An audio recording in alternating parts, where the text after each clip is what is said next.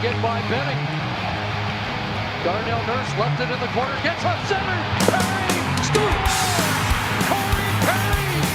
Ilya able to shake away from Solani. It's given away to Solani. Around in front. Score! Teemu Solani with the steal. Perry in the face. 1-1. Score! Off the floor! On the board! Paul Kariya!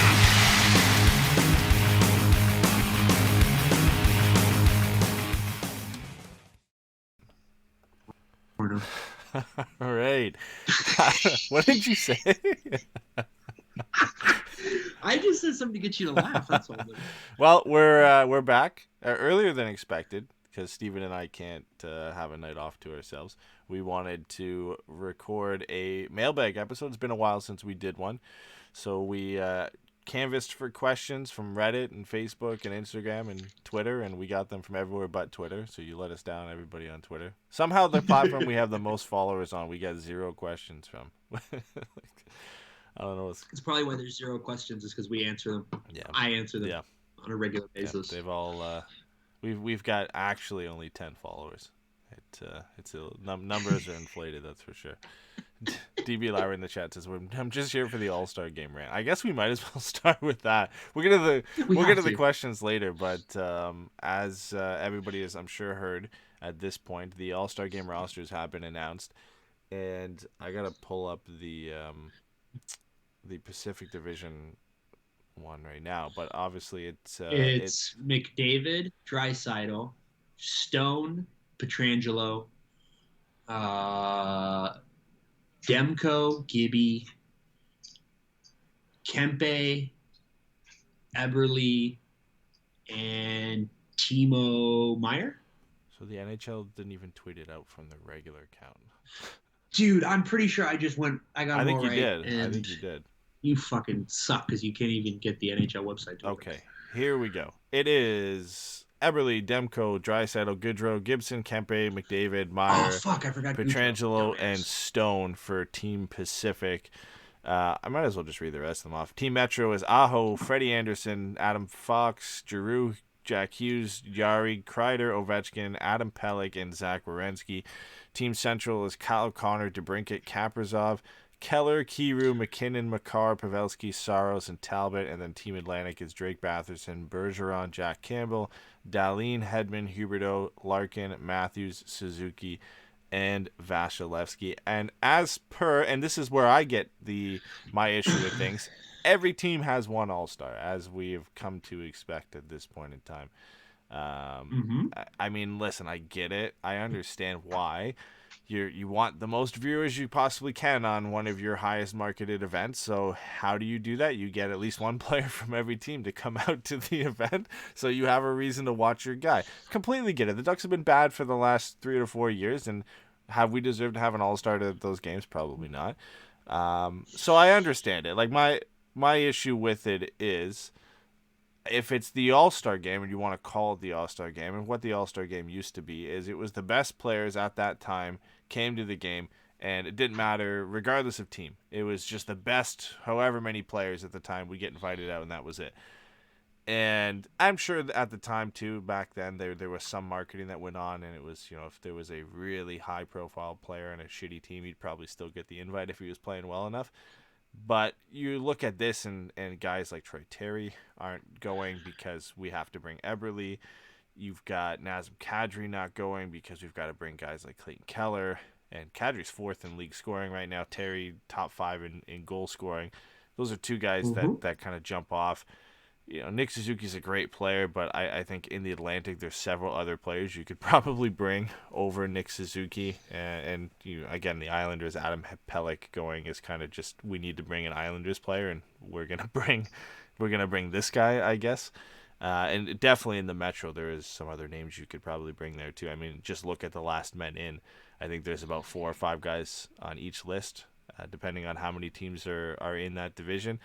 And I would say you could probably pick 1 or 2 guys off each list who probably belong there over one of the guys that got picked. And that's just the way it is. Like, I get it. It's marketing. But I really think if you're going to do that, you got to change the name. And I know you can't do that. I know that's petty of me to say that. Change the name. But, You're such a like, I just... I want the best players there of that year. I think it should be something that players like. Why do you think guys like Ovi have an injury and they can't play? He did that last year and the year before. Malkin's done that before. Something Sid's like done that yeah. before. Like it just doesn't mean as much as it used to anymore because it's like yes the best players, most of the best players do go, but a lot of guys get left off because of this rule to bring one guy from every team, and that's the issue I get. It's like the players just don't care as much anymore. It doesn't mean as much as it used to be an all-star because everybody kind of gets one guy going, right? So some guys are gonna miss out, and it sucks when you see guys that just don't want to go anymore or don't care about it. So, like, here's the thing about the All-Star Game conversation to me, right? Is like I feel like it has different subsets that define how I feel about it, right? I love All-Star Games. I think they're fucking awesome. I think they're such a fun idea. I think they're so much fun. I think getting to see players play with each other that you never normally get to see is super cool. It's like it's like a shot of the Olympics, right? It's these best on best kind of concept and all this kind of stuff. And you make a big deal out of it. You put it on TV. Everybody gets to watch. You get real excited. Here's the thing. That's not what the NHL All Star Game is. And so I have stopped expecting it to be something that it's not. And for me, like we hear it every year around this time, right? When they just talk about what it is. And it's for the corporate sponsors. It's not for the fans. Like for the fans of whatever city it's in, yeah, I've heard the like on the ground experience is incredible, but like the TV part of it, like they don't, you know what I mean? Like the first day is on NHL Network. Like how is that not on? Like fuck, even like an ESPN2 or something like that, right? Like that would be so much better. So for me, just because like they put Colin Campbell in charge of it. Colin Campbell was the guy who got to decide what the rosters were, right? Because like DB Lowry mentioned in the chat that get rid of the fan vote. The fan vote didn't mess anything up. The fan votes are perfectly fine. Yep. The captains are Ovi, McDavid, McKinnon. Yes, I believe so. And who's the other one? Oh man. In the would have been the Atlantic, I guess. Barkov? Is that? I gotta pull it up now, but the fan vote used to be you could vote like at one point for a couple of years, right? It was like you could vote for the entire team, was it not? It was that way for a long time, dude. Oh, it's Matthews. Sorry, it's Matthews, Ovi, McKinnon, and McDavid, which makes sense. Yeah, I mean, those are literally the fan vote's fine. Probably the four best players in the league. Yeah. So. That's the thing, right? Because like that used to be like when I was a kid, one of my favorite games to go to for baseball and for hockey was you would go to the games right around the All-Stars or like leading into it when they were tallying the votes, and they had these paper things that you would like pick which player at each position from every division and all this stuff, and it fucking rocked. But they got rid of it after the John Scott thing. They changed it to just having the captains and then they get to pick who goes. And like part of me understands that, right? Because they don't want to get embarrassed like that before. But like, I don't think it's fair to say that the fan vote is what's messing it up. I think it's marketing and money that comes into it at the end of the day. NHL just like punted on it, right? So that's why for me, like it is what it is.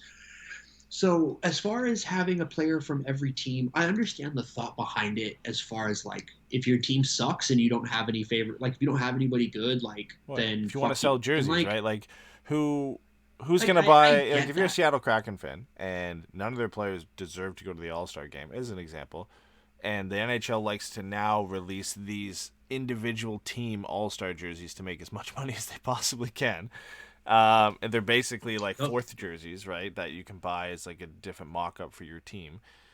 You're not going to buy one for another team, right? So you're going to buy the Eberle one because he's on your team and you want this new looking Kraken jersey. If you're Montreal, like you're gonna want the cool looking All-Star version Suzuki jersey, right? If you're gonna buy the Montreal Canadiens one, so like I get why they do it. I understand they want everybody to watch it as possible, And that's what I was gonna say. Even if you don't want to be that cynical, which you're right that the jersey aspect of it, but also like again, like just trying to get as many people to watch it as possible and having the whole league united in one place.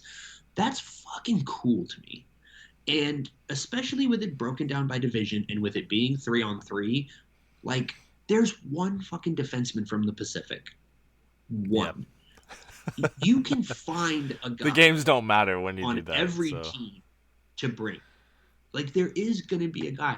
Some teams, it might be a goalie or whatever. Some teams it might be a defenseman. Other teams it just might be, just a player balling out on a garbage team.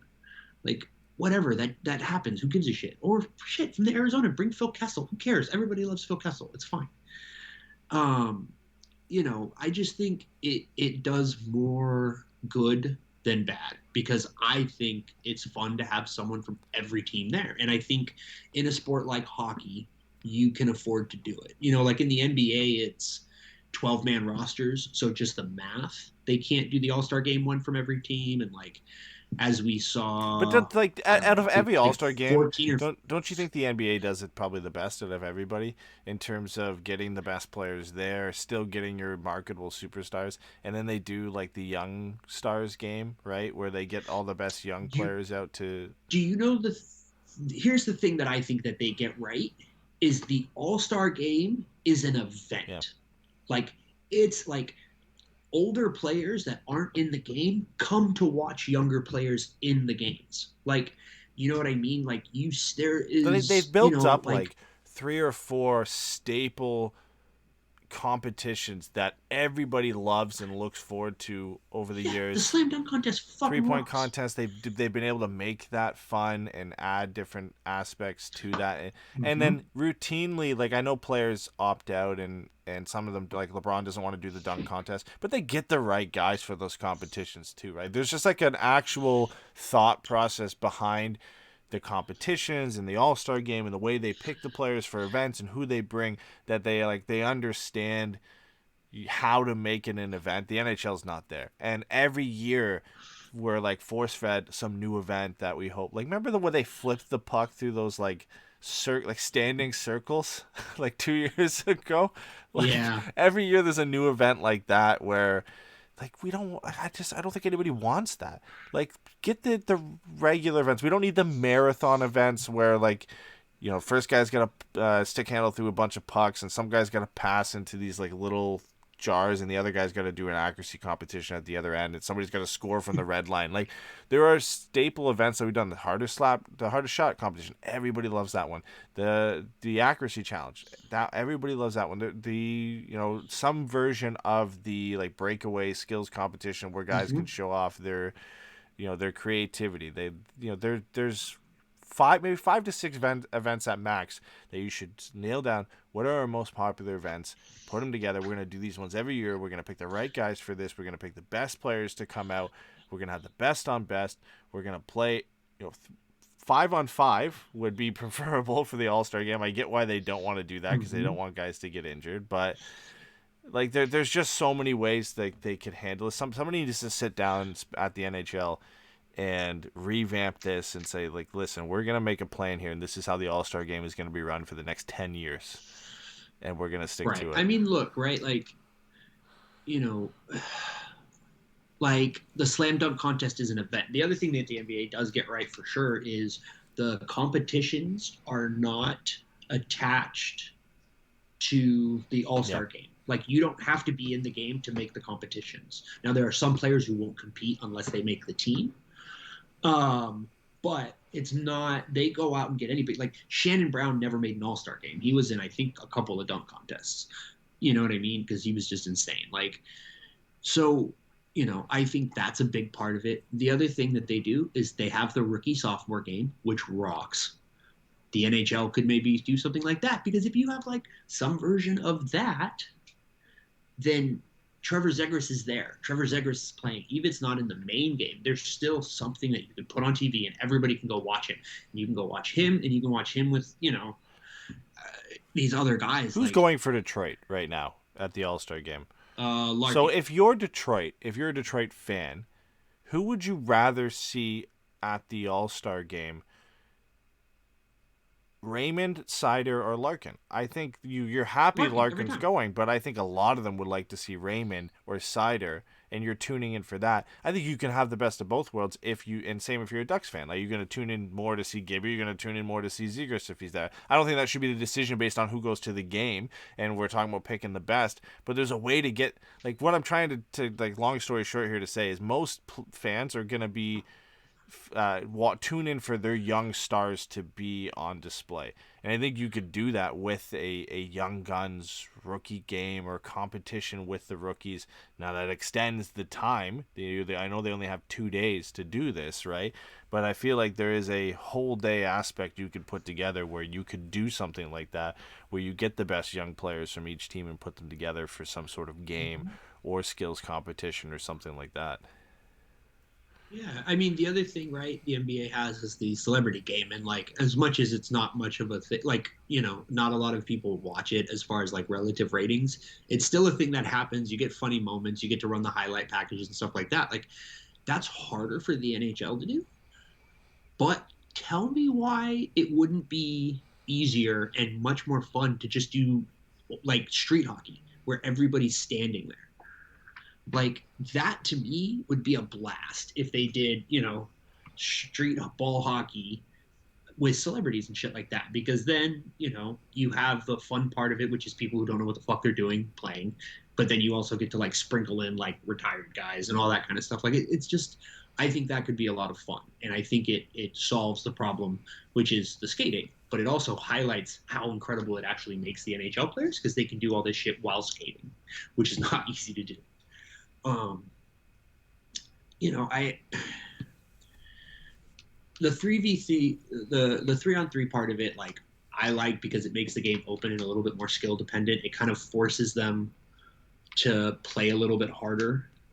But, like, you know, a big part of this is, like, it's on the players. Like, the players have to fucking have some initiative and some care. Like, if they don't care about this game, it's never going to matter. It goes hand in hand, though, right? If you're not really given a reason to care, if anybody can come, and it's not necessarily have to be the best player, like, that invite doesn't mean as much. But that doesn't.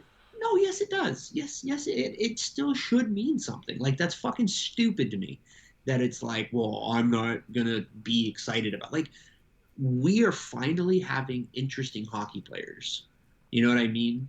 Like, we've had, what do you call it? Like, Jack Hughes just did an interview where he said everyone was mean to him because he's so pretty. And I love it. I love it so much. It's awesome, dude. But you've got Zegras and Raymond and Sider, and you've got all these guys. Like, you know, you could do like an East-West ELC contract. Basically, anybody still on their ELC can play in this game, because I think it's almost impossible to do a rookie-sophomore game with the way guys bounce up and down and stuff like that. But, like, you know, the players have to have, like, they have to put something in. They have to invest themselves. They have to be entertaining. They have to be engaging. Like, the most interesting thing about Sidney Crosby is that he likes Crown Royal. That's it. Like, nobody gives a shit. You know what I mean? Last of hopefully a dying breed of just boring guys. You know, Connor McDavid, we don't even need to go into the whole Andrew King thing, but, like, Connor McDavid fucking blows. He's just so uninteresting. And that's fine if that's how he wants to be. Like, you know what I mean? Like, his job is not to, like, make me like him as far as, like, being a person. But, like, that's a problem. That the most exciting player we've seen in a while has no interest in being exciting anywhere other than the 25 minutes a game. I think like the players in the league have to work hand in hand in making this game exciting. You can't have one side trying and one side not trying to make it an event that anybody wants to tune into. I don't think anybody's trying right now, but no, that's what I'm saying. Like, I think that there is a significant amount of work to be done on the NHL side as far as the presentation of it, the packaging of it, the construction of it, who you're bringing in, the stuff that, you know, you're having people do. But the other half of that is then when it becomes about the games, the players have to show up. And if what it takes is a big fat purse, right? You guys are playing for money. Like, okay, that's fine. I don't have a problem with that. You know, like, I'm fine with paying them to go. Like, yeah, it's, kind of free work, basically, if they're not getting paid. Like, I have no problem with that, with there being a big purse at the end of the road. Like, whatever division wins, like, yeah, you split the purse. Like, that's fine with me. But, like, they have to make it fun. They have to make it interesting. Here's my question to you. One of my favorite memories, and this is a memory of seeing a clip. I didn't, see this live. Owen Nolan pointing at the goal where he was going to shoot and then nailing it is one of the all-time great memories. There's nobody in this fucking league right now that's going to do that. Nobody. Yeah, I mean we've had our moments kind of like that in a sense. Like guys throw some flair and creativity in the 3-on-3, but I feel like the 3-on-3 is just so. It's like guys are just trying not to get hurt out there, and you can kind of see it in the way the game is played. Mm-hmm. And I understand why the NHL switched to the 3-on-3, and what they thought they were going to get was what we see in a 3-on-3 overtime game is end-to-end action, and guys are trying and whatever. But what you really get is guys going and just really kind of half-assing it out there. And occasionally you'll get some effort, but there's no defending, there's no effort to really not allow the guys to score the amount of breakaways you get, whatever. Like sure, like every now and then that's fun, and you want to see a guy getting a breakaway and just try something ridiculous, and if it pans out, it doesn't. Like you see that in the NBA All Star Game as well, where they kind of give a guy space to try something ridiculous, or throw an alley-oop off the glass. Absolutely. There you can have your mix of that, but you also have to have a mix of a game that matters at some point. And we've 100%. Seen them implement the prize money to help that out. The MLB has the fact that if you win the All Star Game, you get home field, which is stupid, but you get home field advantage. It's the dumbest thing. I think they ended that though. They might have, yeah, but before. They've different leagues have implemented different ways I get what you're saying, to try and make the games matter, because it is hard for these guys. Like, it's supposed to be fun, but you also want the game to be competitive. Long story short, with a lot of this, like one of my main things that I hate about the way the All-Star Game has come now is just some of the guys that should be there that don't get to go, and whether that means you need to expand the rosters. I think there's a way you can comfortably make sure like the best and the best this year deserve to get to go, and still have one guy from every team and have a mix. I think there's a way to do both, and the NHL can figure that out. And whether it is like what the NBA does, where you have certain guys you pick for some of the competitions that necessarily aren't playing in the All-Star Game. But I would say, just because you don't want Colorado to have 4 guys there, that doesn't mean Nazem Kadri, who's 4th in league scoring, and Rantanen, who's 7th in league scoring, shouldn't be there. That doesn't mean Troy Terry, who's top 5 in goal scoring, shouldn't be there. Like, I think if you go down the list, like Nylander, JT Miller, like I'm fine with those guys being like last men in, because you're looking at guys now in like 20 to 30 to 40th in league scoring rank. But we're talking about guys like one guy in the top 5 and another guy in the top 10 who aren't there, because you have to have guys from the bottom teams in the Central going. Like there's got to be some way other than the last man in to say, okay, these guys have to be there. Expand the rosters by 2 on each division, and you should at that point cover the majority of the guys going. Yeah, no, I think that's fair. Like, I wonder if like maybe the best way to do it is to make the whole starting lineup, or just scrap the divisions. Like, let's not even, who cares about the divisions or whatever anymore? Can't. Like, well, one of my favorite things from the All-Star Game, and I feel like the players scrapped this because Phil Kessel was traumatized that he was picked last. But I loved when you could have the players picking guys to make their teams. Like, that was the NBA turns into a whole event, and people tune in to watch LeBron and Steph Curry pick guys to be on their team. Rock. And the last 2 guys were both guys on the Jazz. Yeah, and you know what? It stings, and Kessel was uncomfortable clearly, but they'll get over it. They're professional athletes. They've been picked last at some point in their life, and you're at an All-Star Game, to say the least. I just think it's fun to see guys potentially play with each other that you wouldn't normally see play with each other, where now we're just getting interdivision, and we're seeing guys that play against and with each other all the time. I like when we mix it up, and you have some guys from the East and West play each other, and they got to pick their teams, and now there's this sense of, okay, we picked our teams, I want my team to win.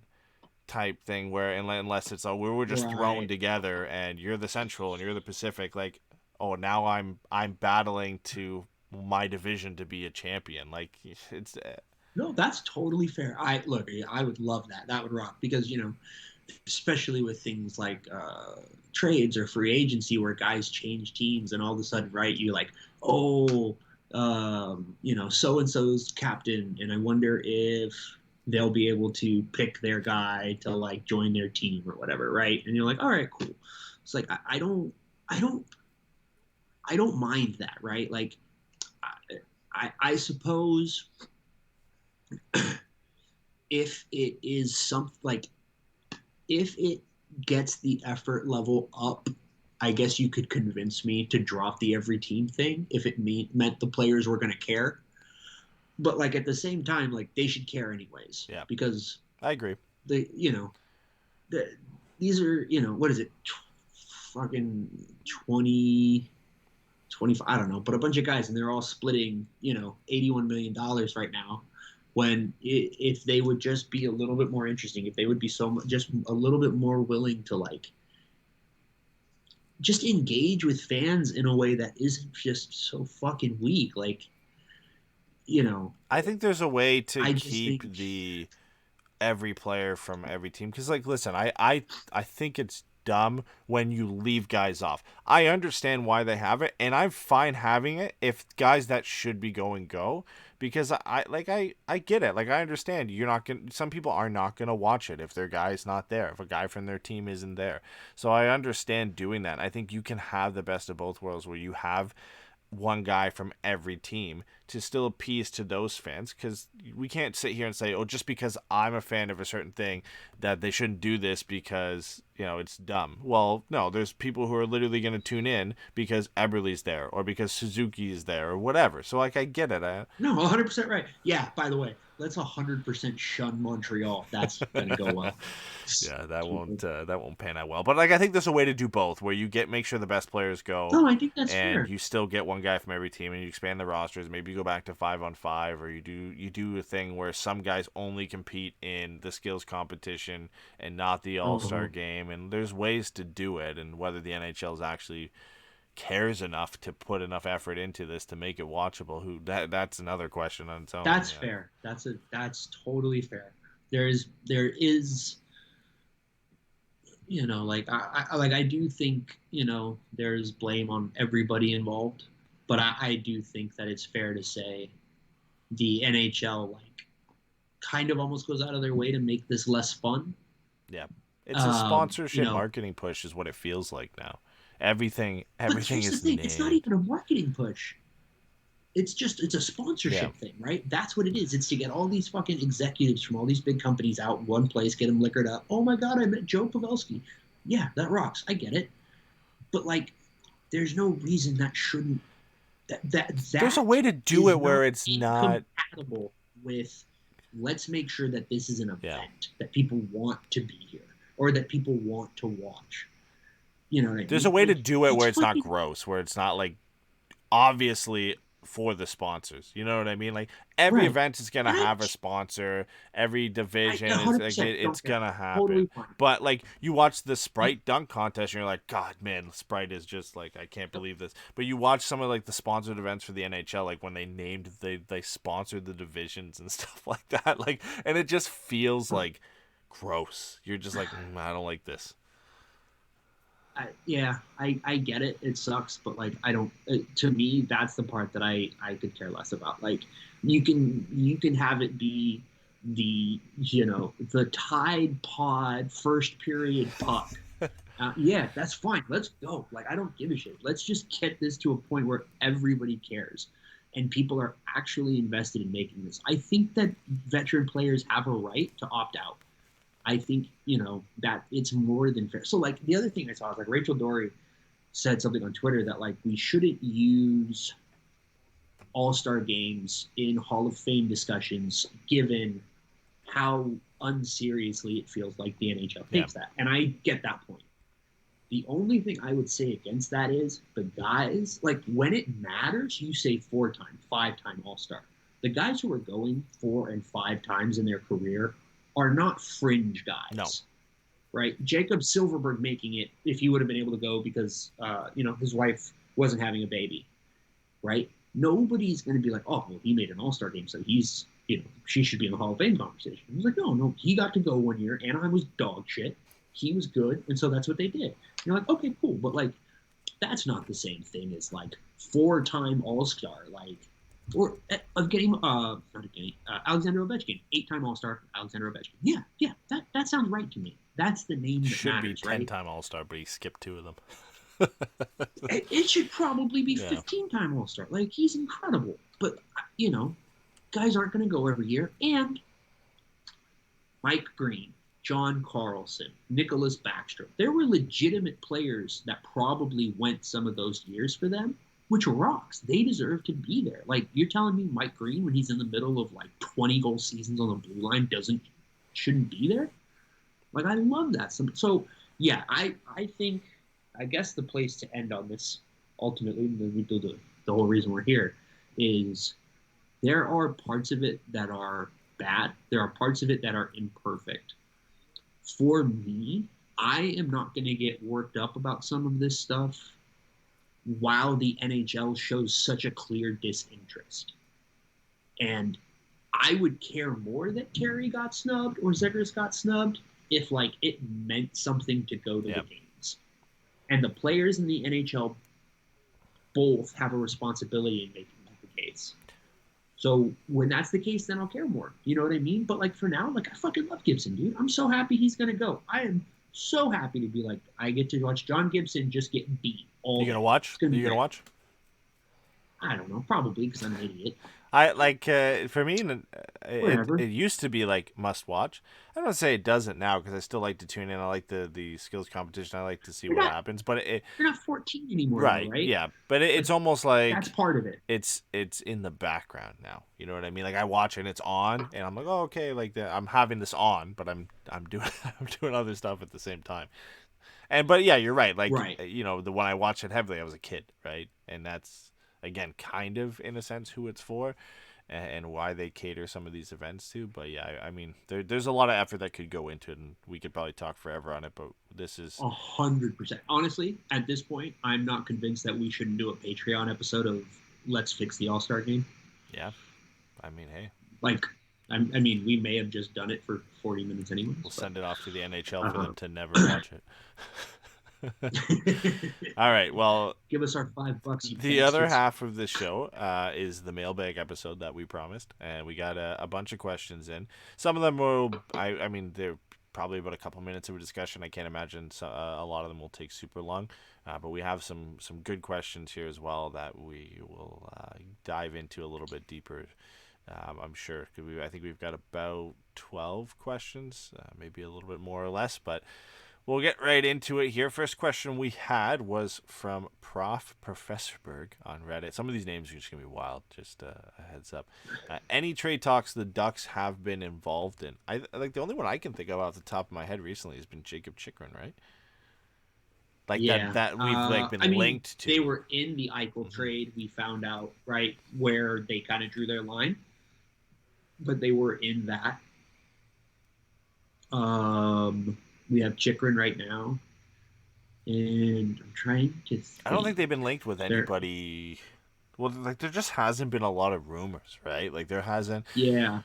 Like obviously there's been talk about Hurdle and other players. The Ducks haven't been linked with those guys, but it's not a foregone conclusion they're gonna get moved, and neither is Jacob Chychrun. But I think like in terms of the Ducks actually been mentioned having been interested in a player, I think right now it's only Chychrun that's been reported, which is it's not bad. Like that's the best player you can go out and get right now. So I'd rather be linked to Jacob Chychrun than a third line winger at this point. Like that, if you want the Ducks to be sniffing around trade discussions and players, you want it to be Eichel and Chychrun, not. I'm trying to think of a bum player right now, and I can't. That would be on the move. But the Nick Deloriers and the Derek Grants of the world, you want them to be involved in those young players and the guys that could be a core part of this team moving forward. Those are the deals the Ducks should be exploring anyway. I know we've talked a little bit about them potentially adding some pending UFAs and going for it this year and trying to be competitive in the playoffs, but. Man, that looks like a worse and worse decision by the day. Eh?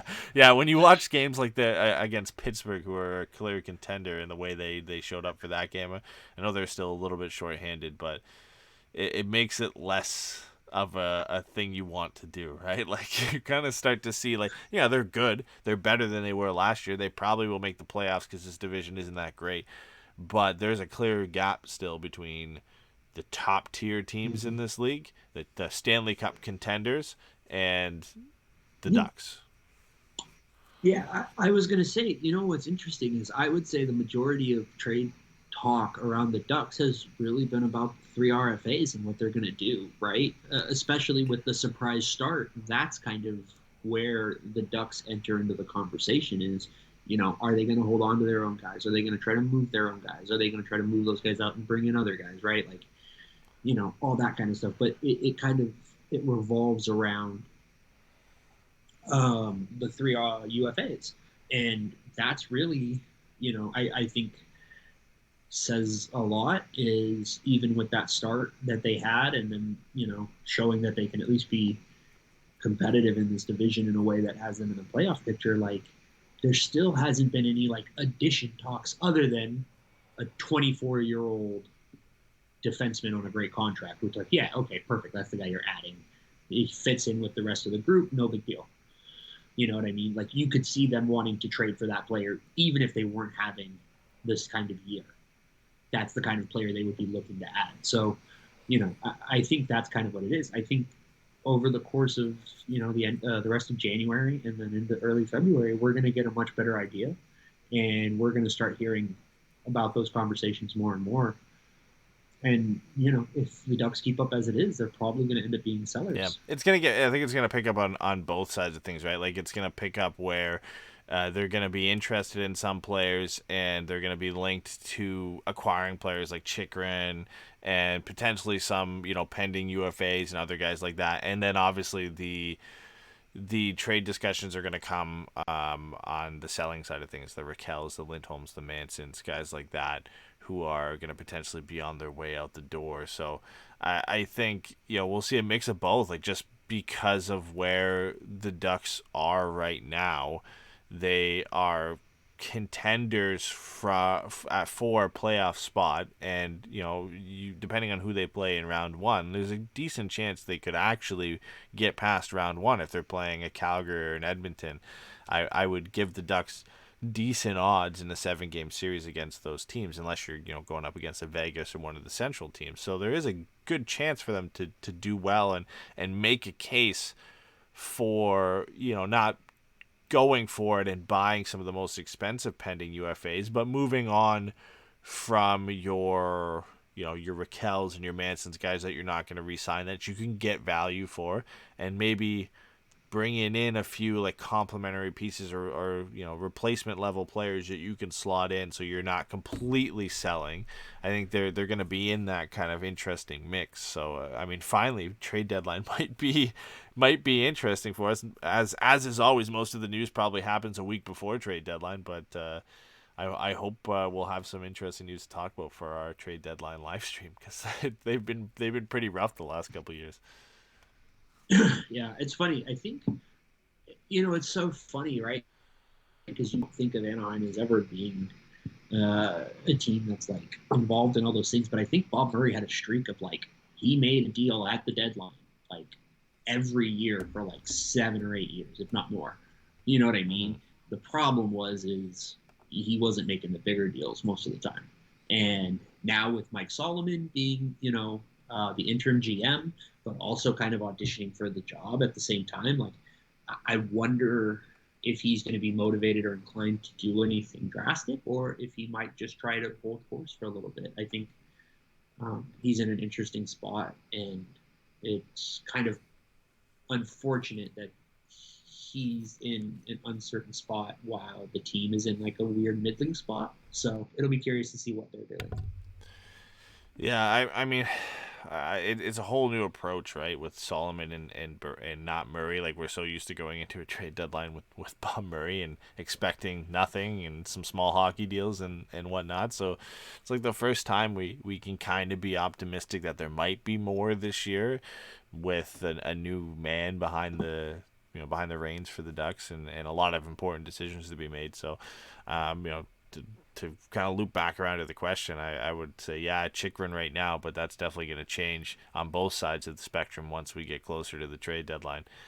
All right, next question. This one's interesting. I never really thought of it, but Wild Echo says, what does the Ducks fan base now think of George Parros? I'm assuming this is now because he is the what is his title again? He's the director of NHL player safety, or he's the director of NHL player. Yeah, director of player safety. Okay, so I mean, like, obviously he's or head of the department of player safety. That, yeah, there you go. He's the guy. Yeah, and like, fan favorite when he was here, and even since retirement and everything, and now for you personally, I have a Parros jersey. Yeah, has his reign as the head of player safety changed anything for you?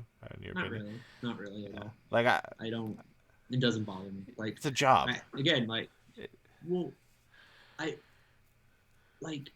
get that there have been inconsistencies and stuff like that. Like, I get why people are upset, but like, the NHL set the system up to be this way. Yeah. Like, this is what they, and he's just the guy that's there doing it. He's obviously has agency. I'm not saying, he's like a sock puppet. Like, he's a very smart guy. But yeah, like Shane said, he's kind of like a figurehead, right? Like, he's essentially just the guy. He's a lightning rod. And like, we know that there are like lifers in that department, and they're part of like a committee, and like they do have a longer discussion about these things with more people. But like, no, my opinion of it hasn't changed. Like, I don't care. Like, I love fucking George Parros, man. He's like one of my favorite players. Like, again, like, I have a George Parros jersey, so like, I'm not tripping on it. I get why some people might be, but I would imagine most fans probably are more like me than not. Yeah, I mean, like, has your opinion of Chris Pronger changed when Chris Pronger was the head of Department of Player Safety? Like, no. Everybody still loves Chris Pronger for what he did as a Ducks jersey. I don't think anything, I mean, to some extent, I don't think anything that a player does after their time with your team and why why they were a favorite when they were with your team should affect your likability of them and your memories of them when they were a part of your team and why you like them. Like, you like George Parros because of what he did for the Ducks. You like Chris Pronger for what he did with the Ducks, not for what they did after, what they did before. You like them for their time with your team. So whatever they do after their retirement, whatever position they go into, like Chris Pronger goes in and, anybody who goes in that position is going to be labeled as doing a shitty job just because it's a broken system. So it doesn't, that doesn't matter to me. But I don't know, like, Chris Pronger could go and be the GM of the Kings and win them a Stanley Cup, and I still wouldn't hate him. Like, you like him for what he did for your team. It doesn't mean that they can't go out and do other things just because they do a shitty job of that you don't like them anymore. There are some obviously exceptions of things they could do in their personal life that would probably change your opinion of them. But Parros and thankfully Parros and Pronger haven't gotten to that point yet. So any Evander Kane level. Jesus, I don't even. Yeah, so no, I don't know what the Ducks fan base as a whole thinks of George Parros to answer the question that way, but I mean, personally, you and me, doesn't change how I think of George Parros. You have to do a little bit more than that. I mean, I think if anything, it would be the COG suspension would be the reason people are mad at him. Yeah, that's what Brett mentioned in the chat.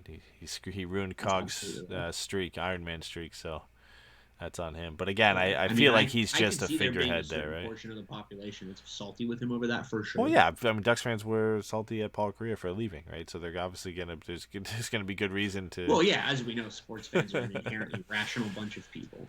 So now everything's fine. So give it some time. Once George Parros eventually leaves that position and isn't making these decisions, I'm sure everybody will come full circle on him and his time with the Ducks. Ridiculous. Next question is from Advanced Bid about Dostal. How good do you guys think Dostal can be, and how much of an NHL track record do you need to see before the Ducks start to think about the future with, I think we meant without John Gibson? So first part of that question, how good do you think Lucas Dostal can be? We finally seen the NHL debut, 33 saves on 36 shots against, a shootout win against the Detroit Red Wings.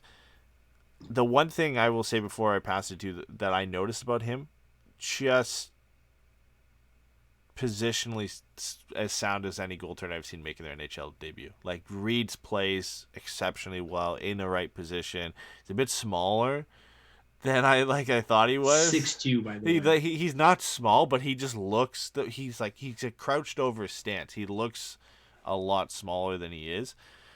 But I thought it was a great debut. I think he's going to be a really good goaltender in the NHL. It's a lot harder for me to project goaltenders than it is, defensemen and forwards. Like, I'm just not as tuned into, what makes a good goaltender as much as like a player or a forward or a defender. But he just looks like he's got all the makings to be a good NHL netminder. And I love having, there's just something about European netminders, right? Like, they just always seem to be better. I don't know. Well, it's because goalies are weird. And Europeans are weird, so that's fine. It's just like delightful for us because it's this like confluence of events. I don't. I can only kind of speak on, kind of what I've read, what other people have said, the little bit we've seen. Like, it seems like the can part is a top 10 goalie in the league. That seems like he can be that good. Mm-hmm. I don't know how good. Obviously, I don't mean to dig ahead. Like, I don't know how good he will be, but I think I would expect at this point for him to be a starting goalie for more than one season at some point somewhere.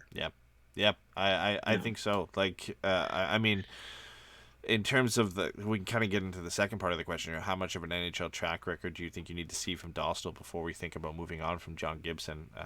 It'd be the same as, from Hiller to Freddie and from Freddie to Gibson. Like, you're just going to need to see, like, a decent slot in the backup role for a little bit from him, and then eventually moving into potentially a split start role and then taking over the job. And, like, he's just going to have to win that position. It's such a unique position because there's only one guy out there that you basically have to win the job from the other guy, and you're going to have to see that over a prolonged period of time. He's just going to have to win more starts based on his play. It's the only way that he's going to take over the starting job unless the Ducks move John Gibson or he asks for a trade and you have to trade him. Then you kind of get thrust into that starting position, which I think is the worst way to do that. Like, I don't think it's the best thing to thrust a young goaltender into a starting position. Just see Philadelphia and Carter Hart right now. It's not the best thing to do to just throw this guy to the Wolves at 20, 21, 22 years old.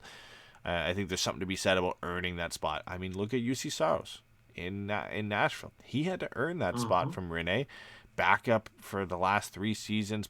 Good numbers, but it's Rene's, he's making this much, he's the starter, and then Rene retires and he's ready to go. So I was just ready to be the starter. He's done all the time he needs to kind of grind away to get to that spot. I think the same thing can be said of what you would want to see from Lucas Dostal to get there. A couple seasons as a backup or, a 1B before he really proves he's ready to do that. And that's just how it goes as a goaltender. You're going to get the easier starts at first as a backup, the back-to-backs, the easier opponents, not the top teams in the league, and then you kind of slowly prove yourself that way, and then you move into the more difficult matchups based off your play, and then eventually you become the starter. And for him, I think it's going to take a couple of years, but he definitely has the potential to be that guy. But as Brett mentioned in the chat, like, just because you think Dostal's a starter, like, I don't think you trade away your starting netminder, guy who's already proven that he can be that, on a hope and a whim that Dostal can be that guy. Yeah, I mean, like, how much do I need to see? I would say I would like to see 2 or 3 35-ish start seasons from him, right? Because like I think it's more than fair to say, right? Like if you're looking at it, Washington did this with Varlamov, right? Where they were just like, okay, we can move him because we have somebody else, and I think that was Holtby at that point, and we can move it. So like I don't think it's unfair to say you can trade Gibson down the line. Like you can't trade Gibson down the road, but there isn't enough information at this point to make that decision. And I would, like I said, want to see multiple 30 to 35 game seasons out of him where he's putting up consistent good numbers. He's putting up, he's playing as a very high end backup, getting, maybe creeping towards 40-ish starts in some of those games or something like that.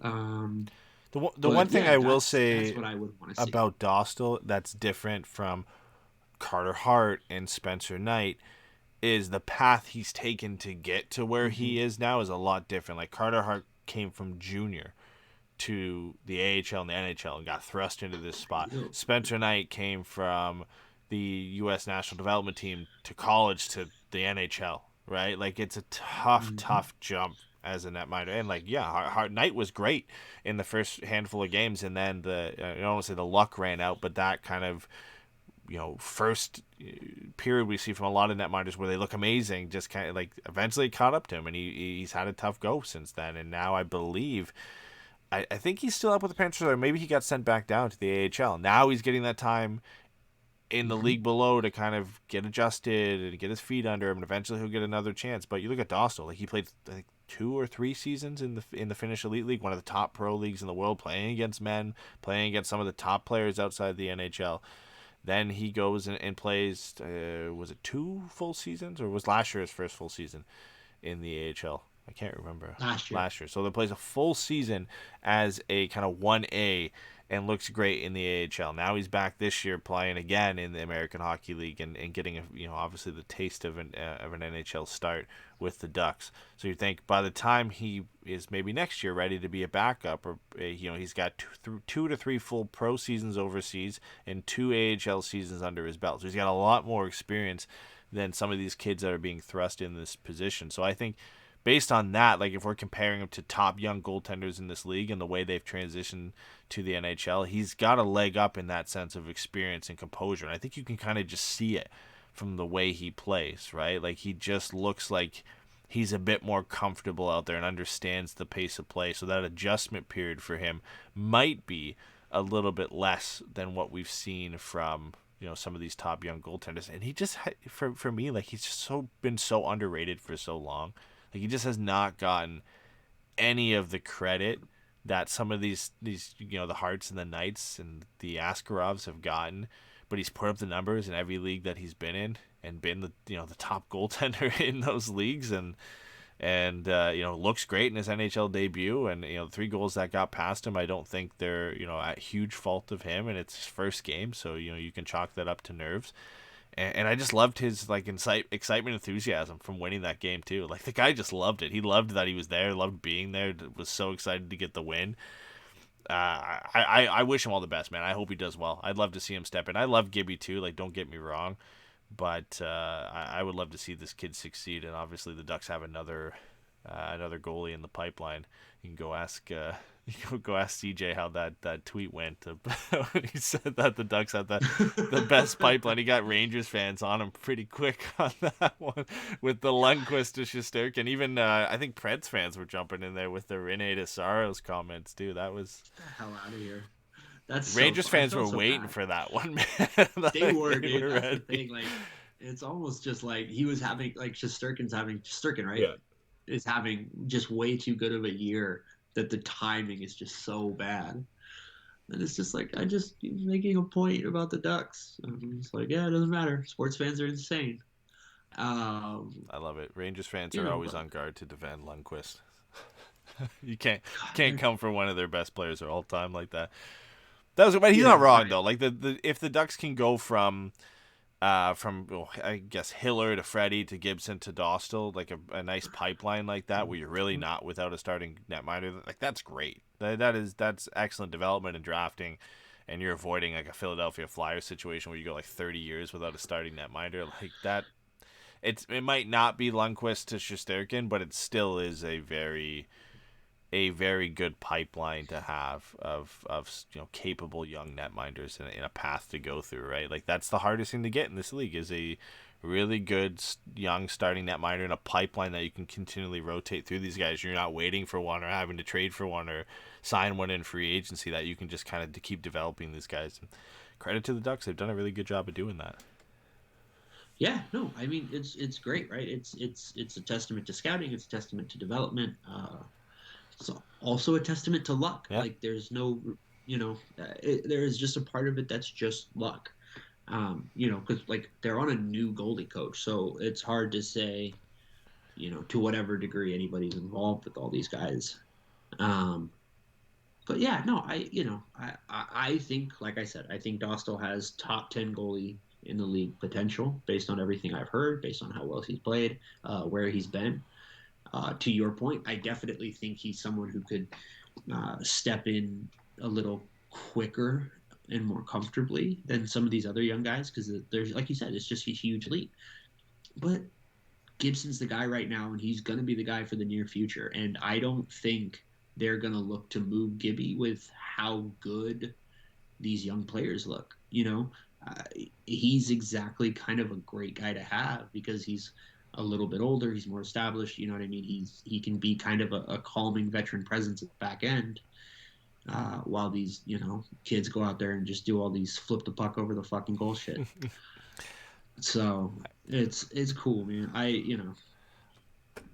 It's a great spot to be in, but I don't think there's any reason to rush too far ahead. I'm gonna answer a question in the chat here from DB Lowry. He said, "Who the hell did the Preds have before Pekka Rinne?" And it brought up a name I don't think I've said in a long time, but Thomas Vokoun. Thomas Vokoun? He was good. To go from, he's not Lundqvist, but Vokoun to Rinne to Saros and maybe potentially to Askarov, that's not bad. Askarov's so funny. If Askarov can figure it out, I mean, that it's got to be tough to go from an era where Fleury, guys like Fleury getting drafted number 1, to an era where you just never drafted goaltenders in the first round anymore. Back to now we're seeing goaltenders get drafted near the top 10 again, and have that pressure on you as a goaltender, and how he's not even played a game outside of Russia, and he's getting labeled as a bust already. Fuck, dude, it sucks. It's a rough time, kids, to be a young development goalie. Is not necessarily linear, and we need to remember that. I think that's what's up with Dostal. I think he can be really good, and whether he is or not is unfortunately nothing anybody can tell you yet. So all right, I don't have the answer to this, so we can look this up unless you somehow know this off the top of your head, like a trivia question here. But and this question was, what's the season record for shooting percentage? Asking for Troy Terry. Oh, it's got to be close to 30% by somebody. It's got to be didn't we kind of look this up, Alex Tonga at one point? I thought we did. I think he has an insane career high shooting percentage. Yeah. Okay, so Terry's shooting percentage right now, just for reference, is 24.4%. So, dude, it was at 36 earlier in the season. Yeah, it was bad. Let's see. Let me see if I can find this. I doubt it exists as just a stat. Well, no, this is right now. This season, I think Marcus Foligno has a 29.2% shooting percentage. No, I got it here. Okay, so the NHL and WHL single season leaders and records for shooting percentage. You won't get it, but can you guess what the number is? I don't think you'll get the player. It's absolutely impossible. I think it's from the 80s, early 80s.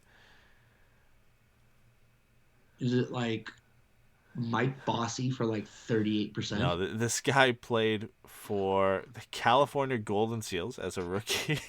To the LA Kings, Jesus. And then the Boston Bruins, and finished with the Pittsburgh Penguins.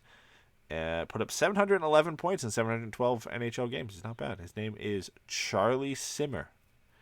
A NHL record 32.75% shooting percentage in 1980-1981. He scored 56 goals on... where's his shots? 171 shots. Oh, wow. And he has a career shooting percentage of 22.3%. That rocks. That is wild, That's so man. funny. That's some crazy, and it's brought down by his rookie seasons where he put up a 8.3 and 4.8 shooting percentage. Other than that, he would be even higher than that. That's wild. Wow, that's incredible. Funny thing is, Marcus Foligno is actually in a territory of being in the top 10 if he finishes this season with his 29.17 shooting percentage. He'd be in 7th place. Who would be 8th place? Who would he jump? He's in front of Rob Brown and Craig Simpson right now, both from the 88-89 season. Yari Curry is 10th with a 28.81 shooting percentage. The remainder of the top 10, Charlie Simmer number 1, Sergei Makarov is 32.26%, 1990-91. Craig Simpson again, just the king of like high shooting percentage season. 31.64 in 87-88. Warren Young, just over 30 in 84-85. Rob Brown again in 87-88 had a 30%, and Steve Vickers in 79-80 had 29.59. Rob Brown is in the top 10 3 times for the highest shooting. Mario Lemieux's up there too, and 88-89 he had a shooting percentage of 27.16. I wonder how many goals he had in that year because it's Lemieux. Oh my God, he had to have 75. He had 85 goals. He had 85 goals and 199 points. And he still shot the puck 313 times. That's what I was gonna say. Like, that's why it's not, necessarily any of the like true great players because the volume just makes it impossible. But Mario Lemieux was like, yeah, no, let's just definitely be better than everybody for a minute. And 85 goals. That's 85 insane. goals, 114 assists for 199 points. Statistically, Mario Lemieux's best season. Still at 100 PIMs that year too. That's right, because he's a legend. Unreal, man. Some of these numbers are just insane. A couple shorties to go along with that, or 13 shorthanded goals, which is wild. 31 power play goals. 5 shorthanded assists, 8 game-winning goals. And somehow with 199 points, he was only a plus 41. Brett, I think it was Brett asked, can you find the best in the cap era? What year does that put us in? Cap era 2007. Okay. Or 2006. 2006. Well, right now it's Marcus Foligno. He'll probably finish there. So if Marcus Foligno finishes like anything above 25%, he will be the highest in the cap era.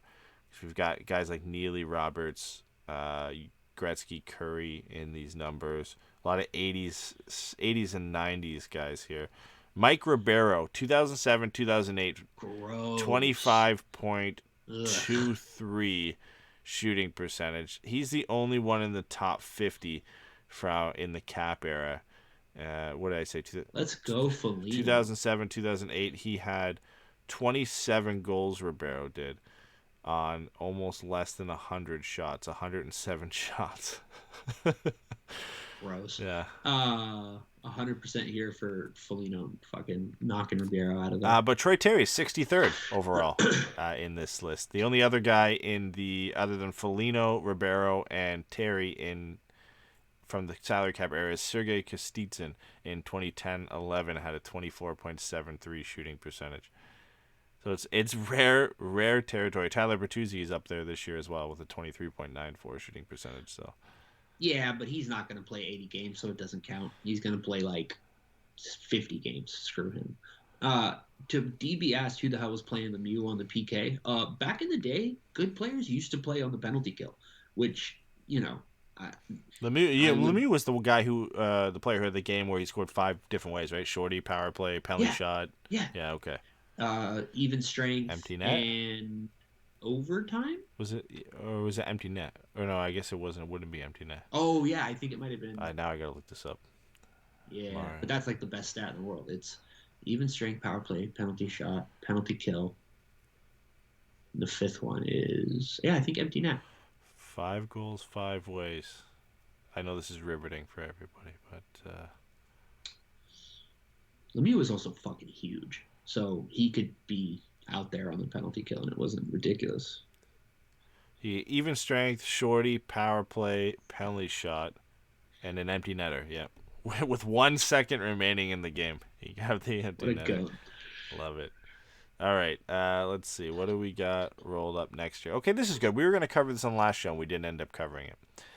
With the report out of Montreal that Martin Madden is not going to be on the list of GMs for the Habs, does this change who you want to be as the next GM? We can also talk about that, too, because I know you wanted to talk about it on the last show. So are you surprised that Martin Madden was not allowed to interview for the Habs GM job? Does this change who you want as the next Ducks GM? So I was very much surprised that he wasn't allowed to interview. Sorry, Martin Madden, as Pierre LeBrun says. I was a little surprised, but I guess it makes sense, right? If he's considered a strong internal candidate and you think that he's been a big part of what has made Anaheim successful in the past, then, like, I get it. But I was a little surprised because it just felt, I mean, maybe that's why he wasn't, is because they were too close to sure that Gorton would have picked him, and that would have been the game. But, you know, I think for me, he's an interesting choice. I think Solomon's an interesting choice. You have Tulski. Obviously, everybody we know wants John Chayka, the greatest GM of all time. But what about you? Where are you at?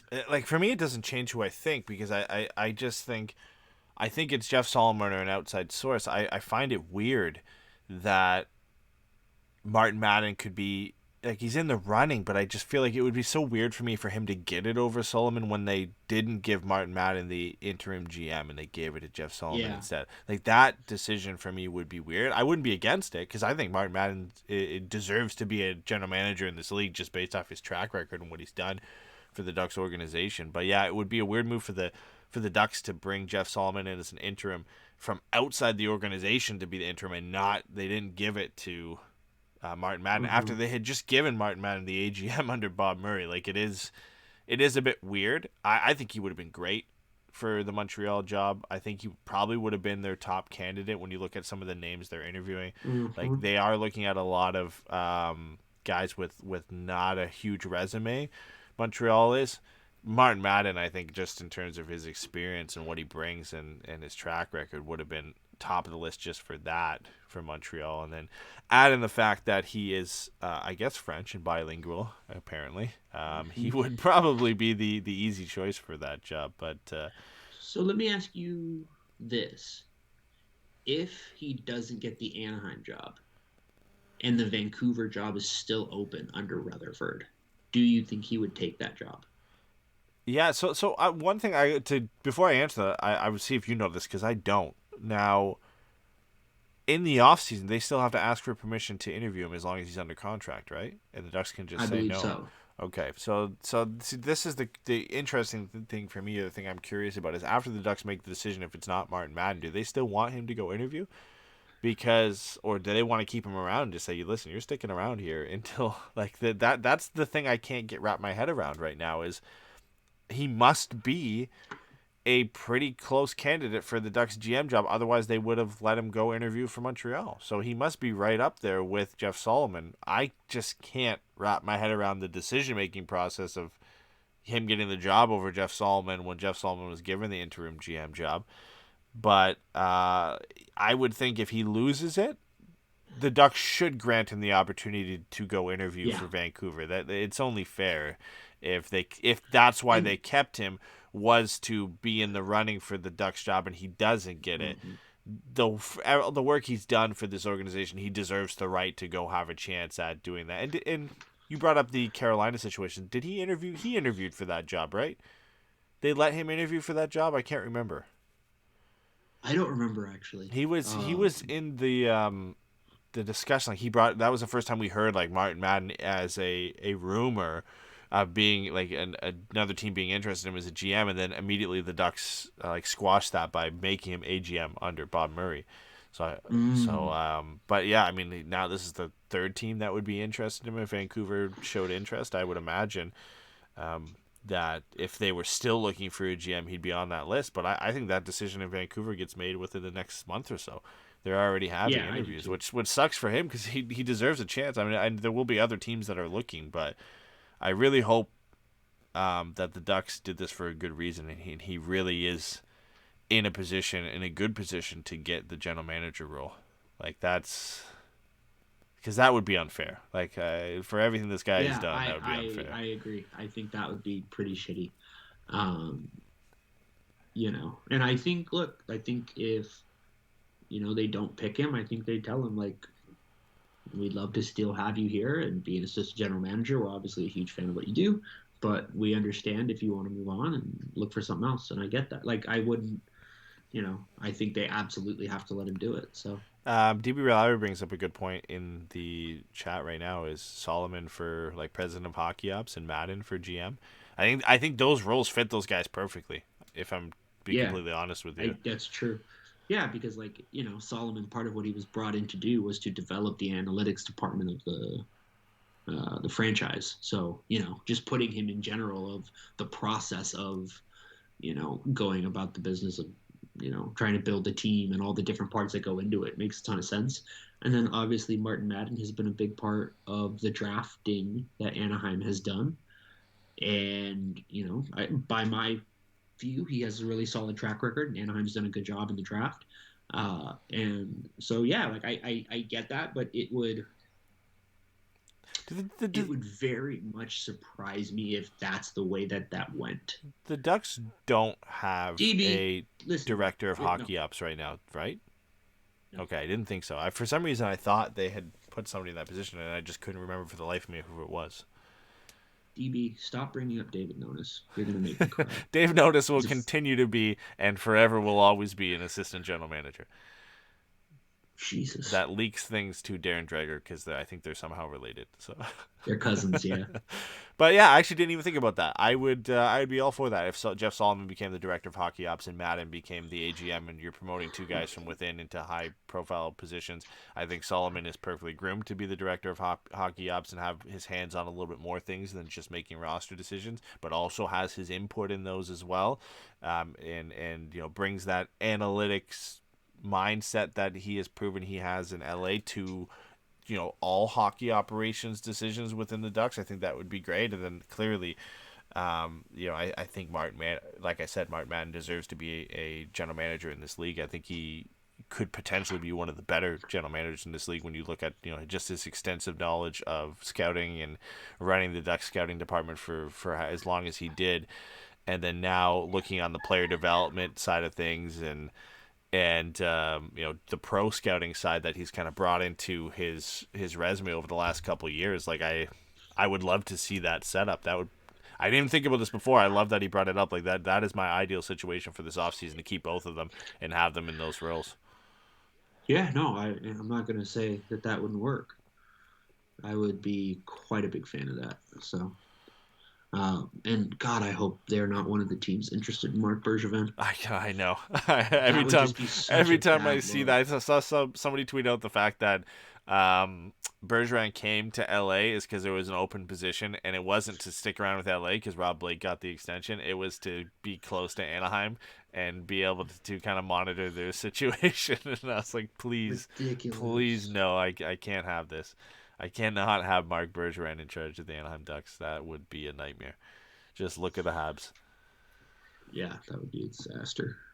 Okay, so I think that's it for our Reddit questions. We had a couple more, but they were just similar to our Twitter questions where they were directed at us and not an actual question about the Ducks. Dave sent in a question because Dave is the best, and he said, I read the Ducks are one of the teams mentioned when it comes to Evander Kane. Do you feel if management think they can make a decent run, they take a shot at him? Before, I'll let you go first on this, but the one thing I will say on the Evander Kane situation is apparently he's looking for a 1-year deal. So that just so we can get the contract situation out of the way and talk about him as a person and what as a player he would bring. So you up first. I know you've been waiting to talk of Evander Kane. So yeah. what would you think about that? So, look, I guess the first thing to say is, like, for my money, I think Evander Kane is probably one of the 10 best power forwards to play in the league in the last 10 years. Like, I just think, he's got an incredible mix of speed and skill and strength, and physically, he's just incredible. Like, he's put fucking Manson on a poster on the same move multiple times. And I know for some of you that doesn't mean much, and some of you it might, as far as like what you think of Manson. But like, I understand why he would be a fit stylistically. I don't care if it's for the minimum. I don't want him around this team. I don't think so. Like, there's like three pieces to this, right? There's the hockey player, then there's the hockey teammate, and then there's like the dude. Yep. Like, the dude is garbage. The player is really fucking good. The teammate seems to also be garbage. Like, people don't seem to like him. Like, he keeps having to get run out of places. This is the third place that he's worn out his welcome in.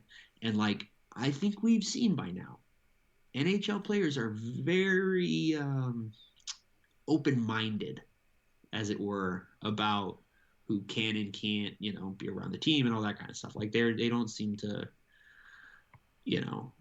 I just think it's just such a bad thing, because I just don't.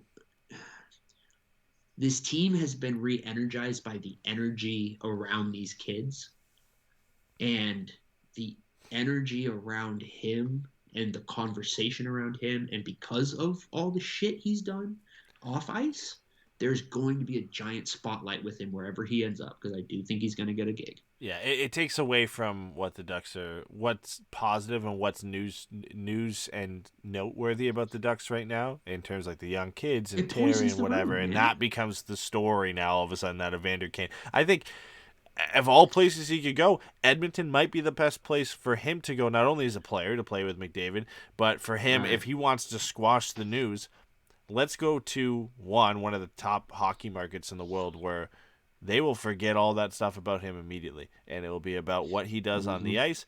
And the stories in Edmonton are that they suck and they need to be better. The goaltending sucks. Are they going to fire their coach? And then McDavid will do something on the ice that will just cover that up immediately. If him as a player, I can see why he wants to go there. It makes complete sense for him to go there, because all the issues that he has falling will get completely glossed over by the hockey side of things. Is that the right thing? No, it shouldn't. We shouldn't forget about the things that he's done and why everybody thinks he's a shitty person. But I can see why Edmonton would want him as a hockey player. I think he's the exact type of player they need for their team. I think the prospect of him playing with Connor McDavid is scary for any team in the Pacific Division to go against that. If he's anything the player he was, and it's not like he's coming back from an injury, so he should be the same player he was when he was at his best in San Jose. And you know what? Listen, I'm all about guys getting second chances in a sense to prove themselves wrong. I think he's gone way too far, and it's not going to change that he's a shitty person. But he's gotten, at a certain point, you run out of second chances. But if you want another chance to prove yourself and get away from the limelight per se of where he was, Edmonton is probably the place to do that. Like, that is the place to do it. Part of me wants him to go to Vegas and this just go complete shit show, but that's not gonna happen. I want him to go to Carolina, and then maybe him and Tony DeAngelo will get in a fight, and that would be very funny. That would be great. Practice fight video between Tony DeAngelo and then they both just get suspended for the rest of the year. That would be awesome. Let's go. Let's do it. That would rock. But yeah, no, he fucking sucks. Like I said, like, I really do think, like, just pure hockey, I think he's fucked. Like, top 10 power forward might be a little too far, because, like, all of a sudden, like, my brain is realizing that this was kind of the era of the power forwards in some ways, because you've got, like, Rick Nash and obviously Ovechkin, and Perry's a power forward in some sense, and Jamie Benn and all this kind of stuff. But, like, Evander Kane's really fucking good. Yeah. And I've seen him, like I said, embarrass the Ducks on multiple occasions with skill, with speed, with strength. But the benefits are so minuscule to the detriments that I just don't think it's worth it. And then again, like I said, like I think the detriments are all the stuff that's in the room. Like I just don't think the fact that anyone wants to be around this guy is a good sign. And again, when you have such a fun and energetic young team that just really feels like I think Brett said in here that they're playing for each other and stuff, like, you know, I just don't see why you would even risk bringing such a volatile X factor into that room. Yeah, Evander Kane, the player, is a no-brainer for the Ducks to go out and acquire a player like that who could jump into their top six and be a contributor. You don't have to give up any assets to do it. The contract cost isn't going to be high. Like, all of that makes sense in that sense to bring in a player like that. But then you get to the Evander Kane, the person side of things, and you're like, yeah, nah, we're not going to do this. Like, this is not this is not a good idea. And that's when you start looking at other guys we've already talked about, and you know, James Van Riemsdyk and Giroux and Pavelski. Like, if you really want to go for it, there's other options that you can go out there and acquire. If you really need to do it. And again, like, even if we're talking about would Evander Kane even want to come to Anaheim, I doubt it. Like, I think if Edmonton's an option, they're at the top of the list for him. And then there's a lot of other teams that will likely show interest, maybe not publicly, but that will have shown interest behind the scenes.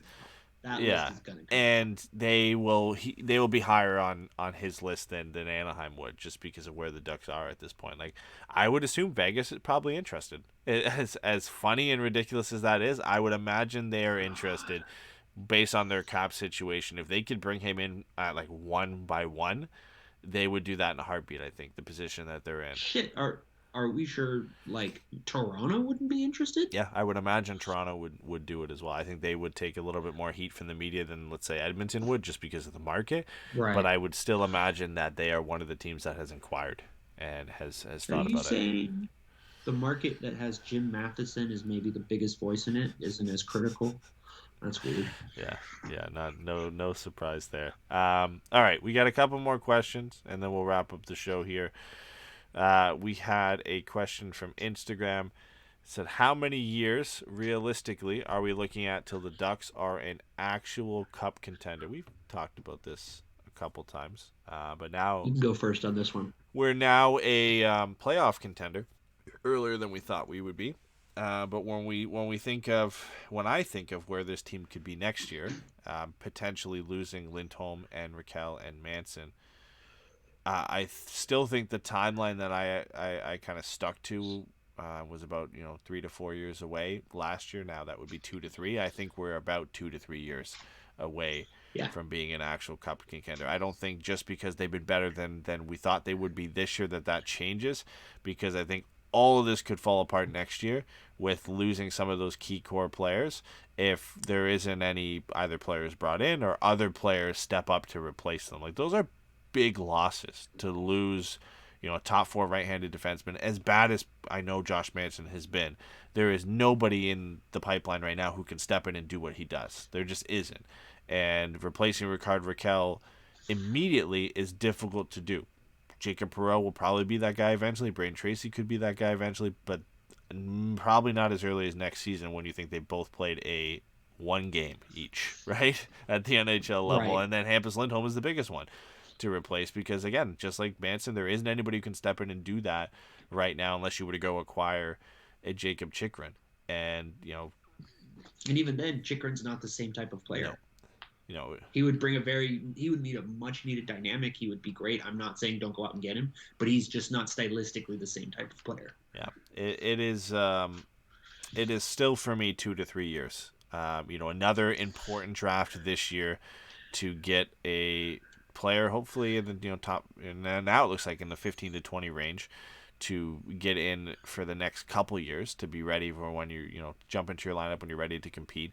Potentially another top 10 pick next year, depending on how the Ducks do. I hope they are good next year, and I hope they're just as good as this year, but I have my concerns, like I had said, for various different reasons. But I think, another couple years of Perreault and Tracy and Pastuov and Thrun and Zellweger all developing, Colangelo making their way to the NHL, playing some games with the Gulls. Like, you need a couple years to get that. So I would say at the tail end of 3 years from now, if they aren't one of the better teams in the Pacific Division, then maybe you can start to worry at that point. But I would say, it's at least 2 to 3 years away from them being a cup contender when we look at the Avalanche and the Maple Leafs and the Panthers and the Lightning of being that team. They are at least a few years away from that.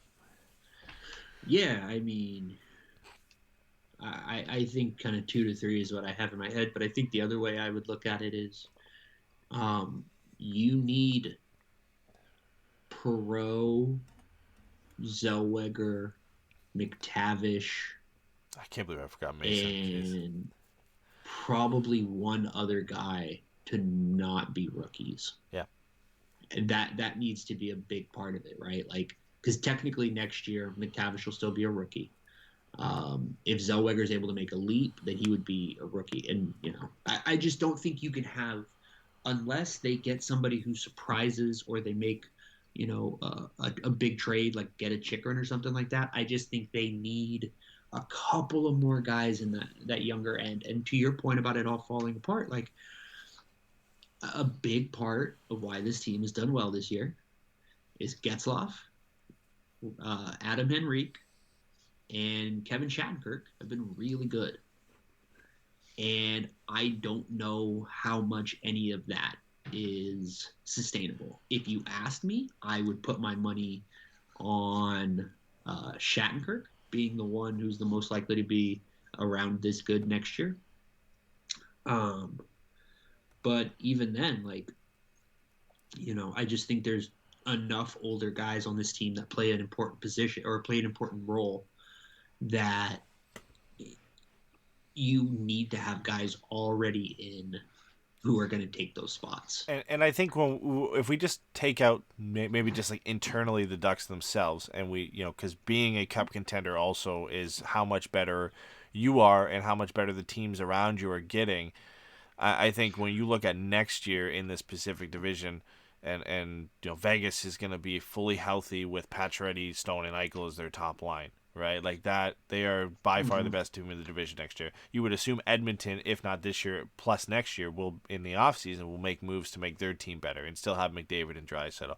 Calgary is on the up; they're not losing a ton of players. They're going to add and be better. Vancouver is a young team on the upcome. They're not really losing anybody unless they they're going to have to potentially trade a Besser or a Miller at some point, but they will still be relatively the same team.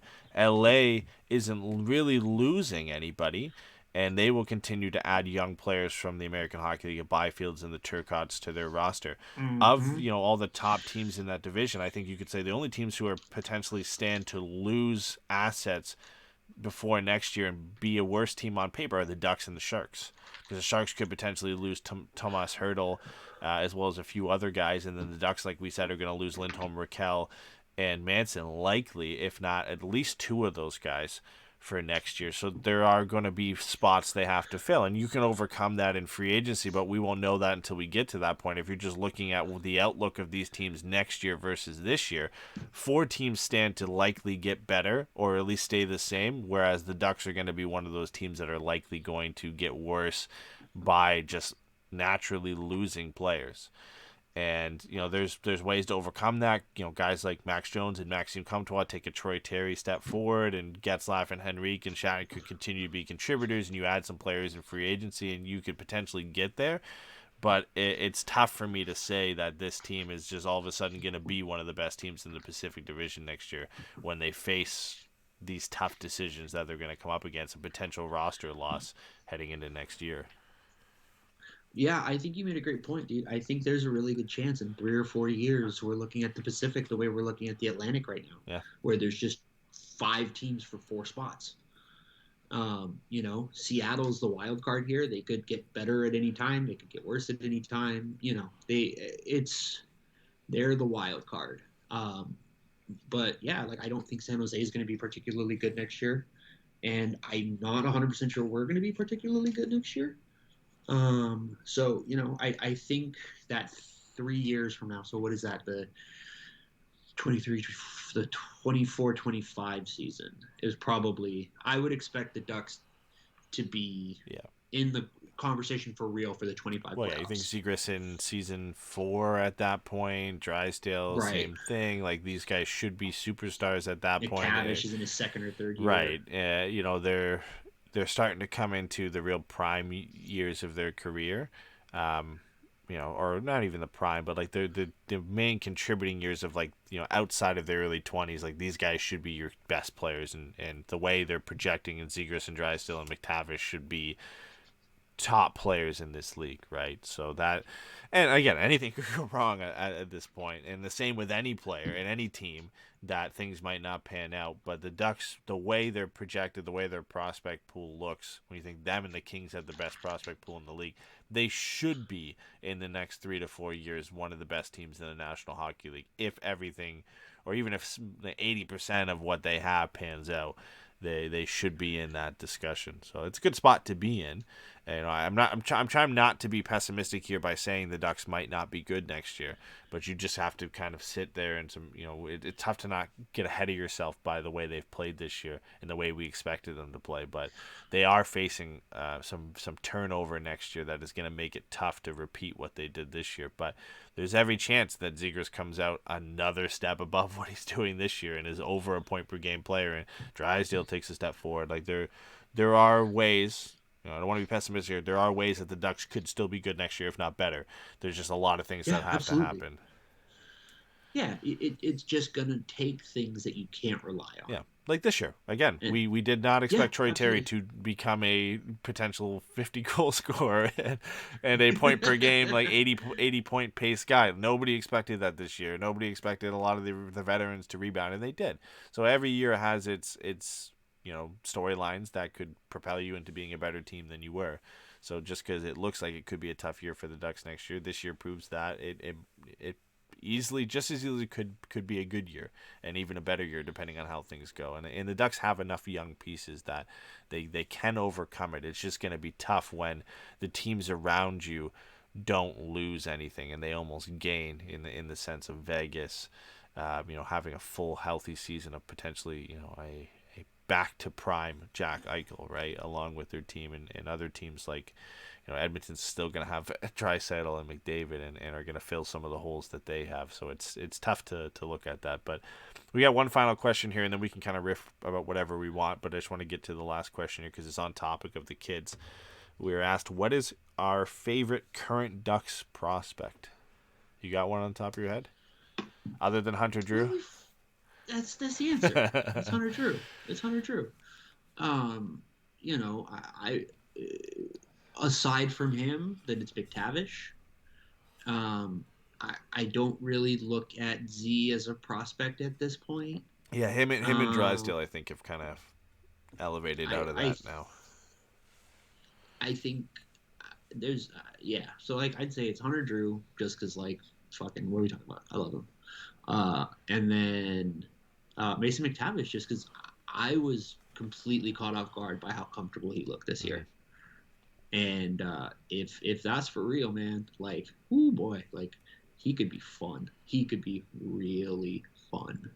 And I think it would be nice to have that kind of thunder and lightning in your top six for your top two centers. Yeah, I think for me the answer is the same of it being Mason McTavish.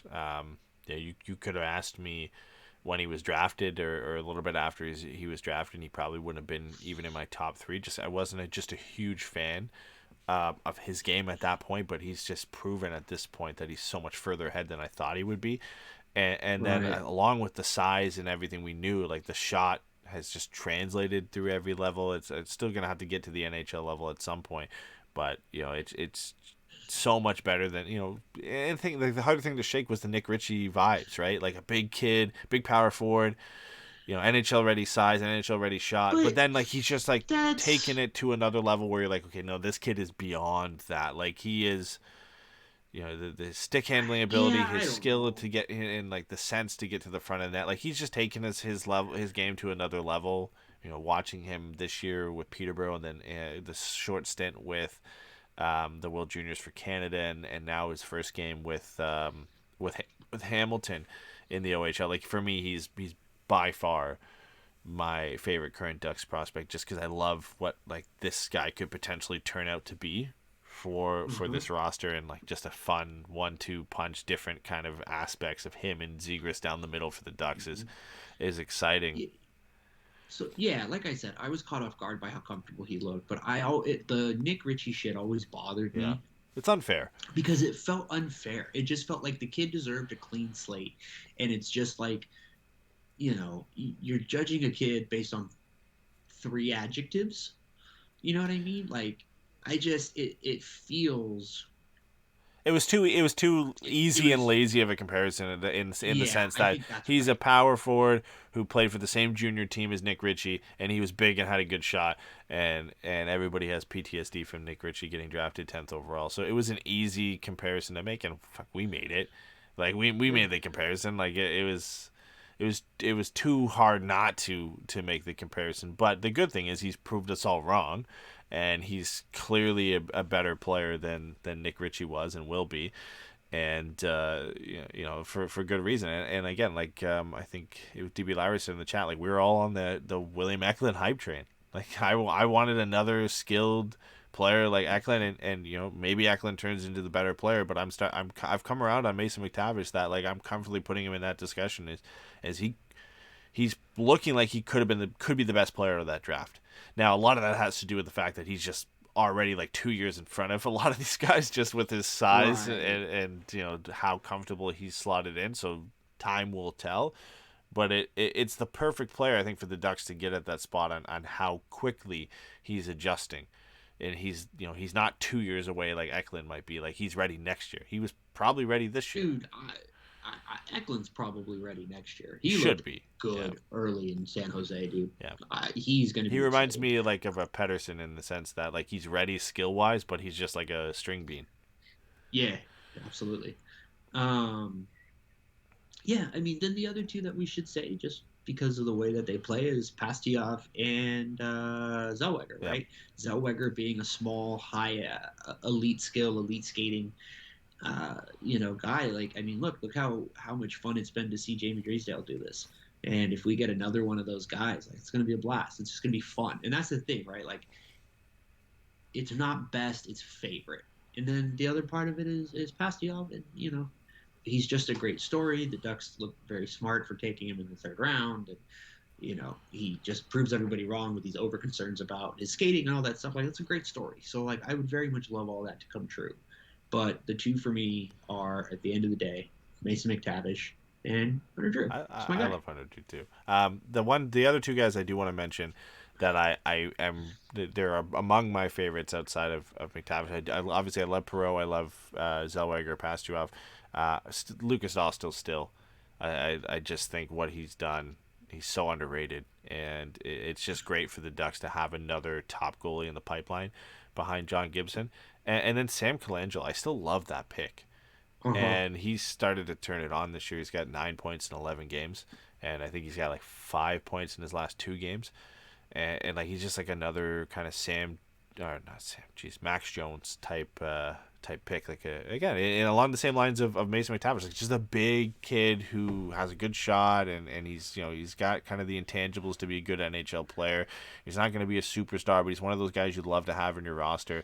And like, I just imagine a line of like a McTavish, Max Jones, Sam Colangelo just go out there and like just beat the shit out of you every night, and are actually skilled players and can put the puck in the back of the net. Like, it's just great to have those guys in the system. They're the type of players that everybody looks for at some point when they're looking to make that next step from being a really good team to a Stanley Cup contender. There's these guys that are tough to play against, that have some size, that have skill, and the Ducks have done a good job of bringing players like that into their roster, that they don't have to go out and give Barclay Goodrow $3.6 million for 6 years like the Rangers did, right? Like, to solve a problem. Well, that's the thing, right? You want Barclay Goodrow already in the system.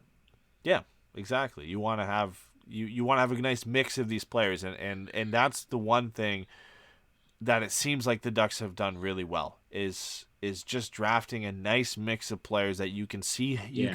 how they'll mesh together at some point and just give you a lot of variety when you think, okay, Zegras' skill and Perreault's shot and his skill along with that as well, and the speed and skating of Zellweger and Draisaitl, the blue line, but then you've got guys like Henry Thrun that are coming up that are big and rangy and mobile, and then up front, Pastrov again with his playmaking ability and his shot, and then you've got guys like Jones and McTavish and Colangelo that you brought in to be, again, still good NHL players, but bring that size and that edge to the game that you don't have to go out and get these players. Not all of them are going to hit, but you've drafted enough of these guys at high spots that they should at least be NHL players.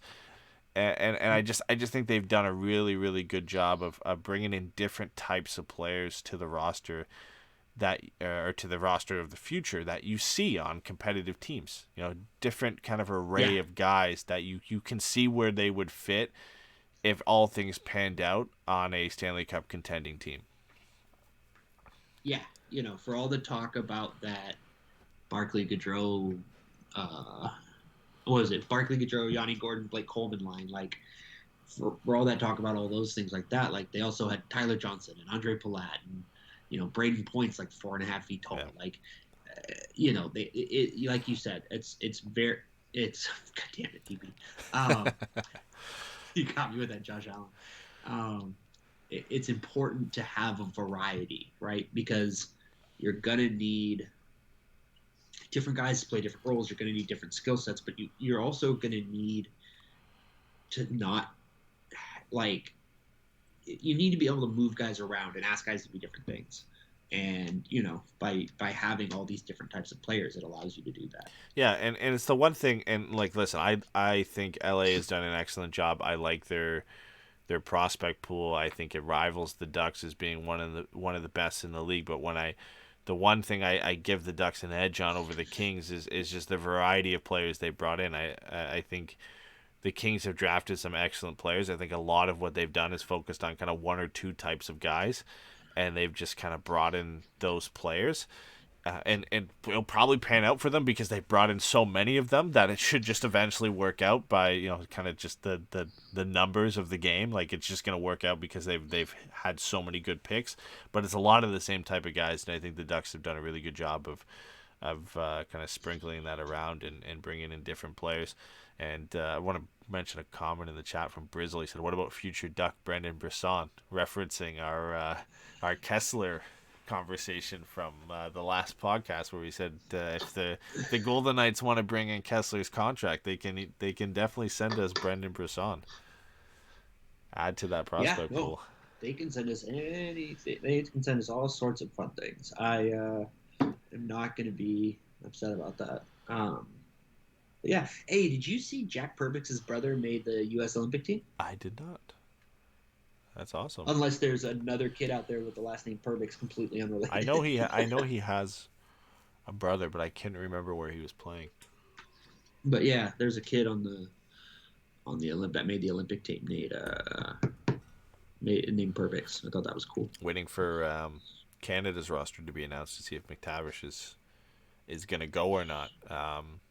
That's an interesting one, and whether he actually decides to go, or if I don't know if I don't think Hamilton has to loan him, and maybe that weighs into his decision. Like, apparently Hamilton was his destination that he wanted to go to. Maybe that weighs in, and Peterborough apparently left some assets on the table to send him there. So maybe Hamilton is a team that's willing to let him go to the Olympics. I don't know. We'll have to wait and see with that. But he plays tomorrow for Hamilton too. Which it's if you saw the goal he scored on Tuesday, he's having a pretty good time there. It's it's an overpowering shot for a kid who's probably like 18 years old to face a shot like that. It's just not fair. Just wound up and wired a wrist shot past him. He had 2 points in that game. He's playing on a line with Montreal Canadiens prospect Jan Misak and Seattle Kraken prospect Ryan Winterden, who was making his debut, and he had 5 points in that game. So it's gonna be a pretty fun line to watch. I was hoping deep down in my heart that maybe he would go to Guelph and play with Pastrov, but I'll take this. Yeah. I'll take this. And Absolutely. Hamilton has some really nice jerseys, so I might have to snatch myself one of those. Yeah, I think another name you mentioned just from conversations I've had with you that I'm kind of interested in is Sean Shaguro. Yeah. And what kind of player he can be if he can develop into that kind of bottom six two-way winger, stuff like that. I think that would be cool. So he's been a really dangerous guy on the penalty kill. Reminds me just in that sense of like a Andrew Cogliano, right, being a threat on the as a shorthanded threat. He has a good year. The only thing for me is he just hasn't like Braden Tracy hasn't taken that step forward yet in the WHL. Like he was a point per game last year, he's a point per game this year. It's like you're waiting for that step up of being a play driving guy, but some guys aren't that. Like, listen, it's worked out for Braden Tracy, right? Like he's taken a little bit longer to get there, but he's proven it this year in the AHL that it takes some time for some of these guys. They're not all going to be Zegrases. They're not all going to be, guys that just immediately jump through the levels and get right to the NHL. Yeah, no, it's everybody's on different timelines, and it's hard to say. I mean, look, we were talking about it the other day. Like we were talking to Byron on Twitter about the fact that some players hit star producer status by his metrics, like post 30. Chara, Giordano, I think it was Martin St. Louis technically. Yep. So like it takes a bunch of luck, and I think that's the thing is Anaheim has put them in a position to get as much of a lucky bounce as they can. So got a question in the chat. I'm not a huge football guy, but who are your picks for, or who are you pulling for in the NFL playoffs? I'll say like I kind of like the Rams because I like a couple of the guys on that team. Like I really like Jalen Ramsey, I really like Cooper Kupp and all that stuff. But I think at my heart, my most chaotic answer is the Bengals. Yeah, you know what? Like I just like that team a little bit.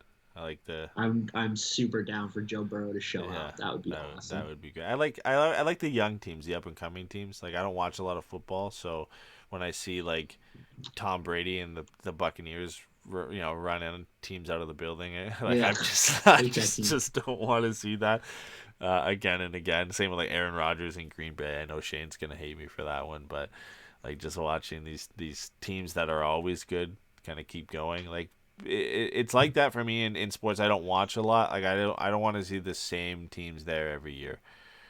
Which is, selfish of me for a sport that I barely watch. But I would like to see Cincinnati do well. And then a lot of people around here, a lot of people that I know are big Buffalo Bills fans because it's the closest team to Canada. Good, so man. I would like to see them do well, strictly just because I know a lot of people who would be happy with the Bills doing well. So.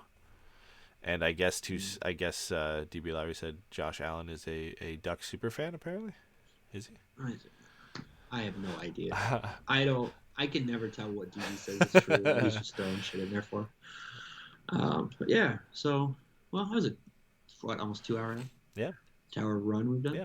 We actually spent time on what we meant to cover this time, and except we were gonna have Cam Fowler on, but we're gonna have to push this one to the next show. Sorry, didn't have time for Cam Fowler today, so it's all right. He'll be on next. We'll get him. We'll keep pushing off us talking about how much we love Cam Fowler to the next show. So, God.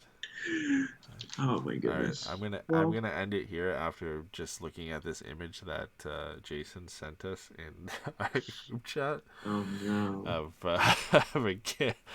Evander Kane and Connor McDavid. Oh, with the Gerhardt, yeah. Stupid. I'm gonna leave it here. So, but thanks for everybody that stuck around for almost 2 hours. We like to every now and then get out some of these shows. We were gonna do a Patreon show today, but then we hadn't done a mailbag in a while, so we wanted to answer some of your questions. What? The Blue Jackets beat the Canes 6-0. I know. I have Freddie Anderson in fantasy hockey, so I'm well aware. He got shelled for 4 tonight, but it was tough. Let's do it. That rocks. Game tomorrow. Ducks play the Minnesota Wild. No Joel Eriksson Ek. Maybe no Kirill Kaprizov. He has been cleared from his injury, but the Wild have a lot of COVID protocol issues, and he's only practiced once, so he might not play. So it could be an easier matchup for the Ducks with no Eriksson and no Kaprizov. Still a really good team. It's going to be a tough matchup tomorrow. And then they play Saturday. Is it Saturday too, or is it Sunday? I think it's... I can't. I think it's Saturday. Saturday. I've gotten so bad at knowing the schedule. Saturday against it's back-to-back. Saturday against Chicago. So Friday against Minnesota, Saturday against Chicago, and I imagine we will be live with the show on Sunday. I think Pat said he could potentially make this one. But we're still. I think Pat wants to do Sunday. Yeah. We're still figuring that out. I know Pat's pretty busy, so we're gonna see if we can do that or not.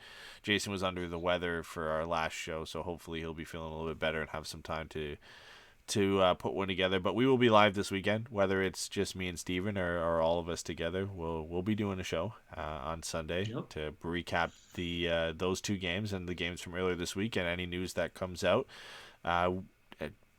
Brett just mentioned in the chat the prospect update. We are still working on that. We could have recorded one, but we want to get a guest on for that. We want to get Cam Robinson from Elite Prospects on to talk about a lot of the top... Number one Mason McTavish fan. Yeah, exactly. He's driving the bus. So we got to bring him on. And I really want to talk to him about McTavish, so... If we can get a hand on that, we'll figure it out. And then that's where that one's kind of been. We've been just kind of waiting for a time that works for Cam to jump on with us and record one. We've talked a little bit that if it keeps getting pushed back, we'll probably just do one. So for the sake of, we said we were going to do one every month, and we haven't done one in a couple of months. So yeah. For the course press. So if we have to keep pushing it back, we'll just do one, and then we'll get Cam on at the end of the year and do kind of a recap of the Ducks prospects and look forward at the draft and kind of couple it in that way. So it is coming soon. He'll definitely have more time at the busiest part of his year. Hey, the last time I had him on the show, he was at the airport after the draft. And he agreed to come on. Shit. So he's a great guy for that one. So. Oh, he's a stand-up guy for real. Yeah. And then we have more Patreon stuff planned. I know we've always been kind of shitty about getting content out on there. For me personally, like if we're gonna do a Pucks and Brews, I want to get at least 3 of us, if not all of us, on for those. I feel bad if we don't get to do that. I feel like it's not doing that show justice to not have all of us, if not at least 3 of us. So it's been tough to get us all together to do those with some of the things going on personally for a lot of us. So, at the very least, if we can't do a Pucks and Brews, Steven and I have like 1,000 ideas of different Patreon shows. Whether you'll like them or not, we'll see. But we've got a bunch of ideas that we're going to record upcoming in the next couple of weeks here. We're going to try and schedule some of these and just record them out and nail down a bunch of them and release them when we can. So we'll get doing that. If you guys have any ideas, I know we're on a public show here, but if any of our Patreon members, I know Brett's in the chat and a few other people, if you have any ideas, and I'll put this in the Discord too, of shows you want to hear us, anything you want to talk about, whether it's Ducks related or not, just throw it in the Discord, let us know, and we'll get recording it, because we want to put some more content on there for you guys, because we've been a bit behind on that. But again, appreciate everybody who came out tonight for a long show. We'll be back on Sunday with the weekly show, and Ducks Morning Brew should return on Monday if all things go well and the Ontario government actually allows kids to go back to school. The Ducks Morning Brew will be back for its long-awaited return on Monday, which I'm looking forward to. That'll be fun to get back to that. Yeah, dude, that was a highlight. It was nice to have that, in the morning and be like, oh, look at Eddy being so much more productive and better than the rest of us. I missed it, man. It was nice jumping on in the morning. And you miss being alone, not having to deal with us fucking guys. Yeah, I miss free time in the morning. That's what I miss the most right now. But yeah, Ducks Morning Brew will return. We'll be back this weekend, hopefully with Pat and Jason, if not one of them. More Patreon content on the way. But I'll shut up now because I'm rambling. And enjoy the game tomorrow, guys, and we'll see you on Sunday. Bye, everybody.